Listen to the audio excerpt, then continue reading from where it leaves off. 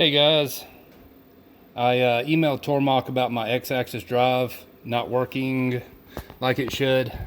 As you can see, I got a green light now. This always happens after I let it run for a little bit. Matter of fact, summertime I let it warm up and then work on referencing and everything. But and then it worked fine. We owned these out, checking. I just followed their troubleshooting list. Everything checked out fine once I swapped these two around, and then the X-axis drive was still giving me a problem. It was still showing red at startup. It clears out once it's warmed up, but like I said, it's weird that it doesn't like the hotter months of the summer. It cleared out real quick. Sometimes I got to let it warm up for 30, 40 minutes. I'll probably get another one of these, replace it, and keep this one for a spare because it does work. But yeah, anyway, that's what I'm doing today. Peace out.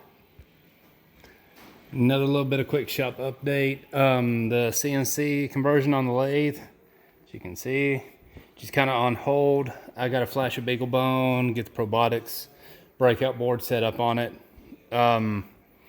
Yeah, that's life. There's plenty of times I would have wished I had a lathe going already, but oh well. We'll get to it this winter. Sure, why not?